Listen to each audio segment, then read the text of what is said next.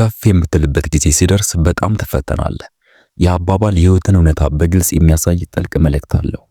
አንድ ሰው ከፍ ወዳለ ደረጃ ለመሸጋገር ሲቃረብ ከመቼውም ጊዜ በላይ ፈተናዎች ይከቡታል። እነዚህ ፈተናዎች የጥረታችንና የቁርጠኝነታችን መለኪያ ናቸው። የከፍታ መንገዱ ሁሌም አስቸጋሪና ብዙ እንቅፋቶች አሉበት ነው። እነዚህ ፈተናዎች በቀላሉ ልንወጣቸው የማንችላቸው ሊመስሉን ይችላሉ። ነገር ግን እያንዳንዳቸው ለስኬት ጉዞአችን ወሳኝ ናቸው። አንድ ማዕድን በእሳት ውስጥ አልፎ ንጹህ ወርቅ እንደሚሆነው ሁሉ የሰው ልጅን በፈተና ውስጥ ሲያልፍ ይበልጥ ይጠነክራል። የገጠመንን ፈተና የምንመለከትበት መንገድ የወደፊት ዕጣ ፈንታችንን ይወስናል። ፈተናዎችን እንደ ዕድል ካየናቸው እነሱም የኛን ጥንካሬ፣ ጽናትና ችግር ፈቺነት ለማዳበር ያገለግላሉ። በሌላ በኩል ደግሞ ፈተናዎችን እንደ እንቅፋት ወይም የጉዞ መጨረሻ አድርገን ካሰብን እድገታችንን እናቆማለን። የመጀመሪያው ፈተና የውስጥ ፍርሃት ነው። የከፍታ መንገድ ስንጀምር እችላለሁን የሚለው ጥያቄ በውስጣችን ደጋግሞ ይነሳል። ይህ ጥያቄ የመጣው ካለመተማመንና ካለማወቅ ነው። ፈተናውም ይህንን ፍርሃት ድል ማድረግ ነው። ከፍታ ላይ ለመድረስ በመጀመሪያ በራሳችን ማመንና ፍርሃትን መገዳደር አለብን። ሁለተኛው ፈተና ደግሞ ከውጭ የሚመጣ ተስፋ አስቆራጭ ቃል ነው። አንዳንድ ሰዎች የጥረታችንን ዋጋ ዝቅ ሊያደርጉ፣ ህልማችንን ሊያጣጥሩ ወይም አይሳካልም ሊሉ ይችላሉ። እነዚህ አሉታዊ አስተያየቶች ወደ ጎን ትተን በራሳችን እምነት ላይ ማተኮር ወሳኙ ጉዳይ ነው። ወደ ከፍታ በሚደረግ ጉዞ ላይ አንድ ሰው ብቸኝነት ሊሰማው ይችላል። ልማችንንና ፍላጎታችንን የሚረዱ ሰዎች ጥቂት ሊሆኑ ይችላሉ። መንገዱም እንደጠበቅነው ቀላል ላይሆን ይችላል። የብዙ ሰዎች ትኩረትና ፍቅር የምናገኘው ስኬት ላይ ከደረስን በኋላ ነው።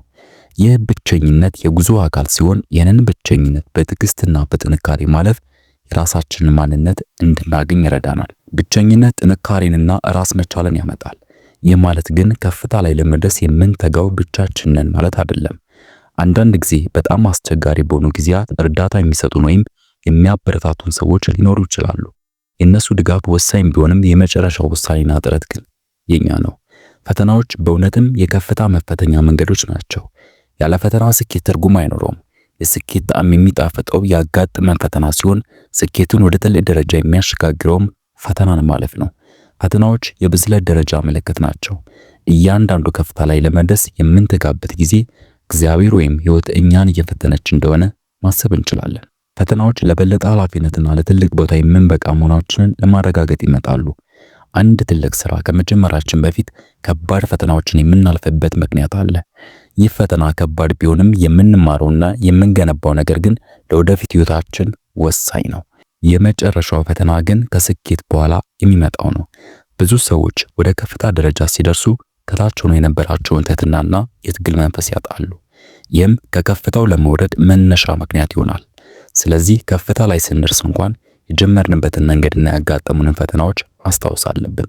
እነዚህ ትዝታዎች የትህትናና የጠንካራ አስተሳሰብ ምንጭ ይሆኑናል። ከፍታ ላይ ሆነንም እንኳን እንድናደግ ይረዱናል። በአጠቃላይ ከፍታ ላይ ለመድረስ በምንተጋበት ጊዜ ፈተናዎች የሚያጥለቀልቁበት ወቅት መሆኑ አይቀርም። እነዚህ ፈተናዎች ግን የመጨረሻችን ሳይሆኑ ለበለጠ እድገትና ለትልቅ ስኬት የሚያዘጋጁን የትምህርት ክፍሎች ናቸው። ከፈተናዎች ባልተማርን ቁጥር ወደ ከፍታ የምንሄድበት መንገድ እናጣለን። ፈተናዎችን እንደ ጠላቶች ሳይሆን እንደ እውነተኛ ወዳጆች እናስተናግዳቸው። ምክንያቱም እነሱ ብቻ የኛን እውነተኛ ማንነት አውጥተው ሊያሳዩን ይችላሉ። በሰፊው እንገናኛለን። ቻናላችንን ሰብስክራይብ በማድረግ ተከታተሉን።